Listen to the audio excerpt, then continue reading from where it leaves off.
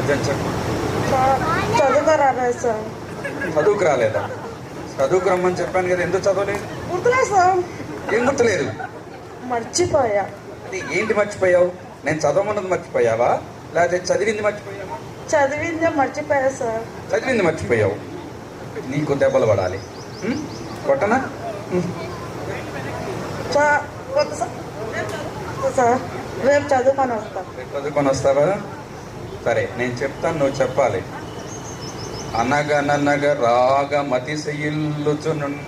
అనగనగా రాగమతి శైలి.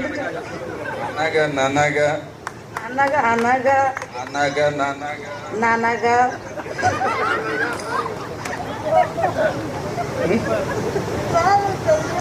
తమాషానా? రేపు ఖచ్చితంగా చదువుకు రాకపోయావంటే నీ ఇష్టం, చేతులు ఎరగదీసేస్తా. సరేనా? ఇంటికాడ నేను గొడవ చేస్తున్నావంట. ఎవరు చెప్పారు సార్? ఈ అమ్మ వాళ్ళు చెప్పారు నేను వచ్చేటప్పుడు. లేదు సార్. నిజంగానా? ఉంటావా? అమ్మండి సార్. మరి ఎందుకు గయ్యాళి పోయావు? గయ్యాళివేనా నువ్వు? అవును సార్.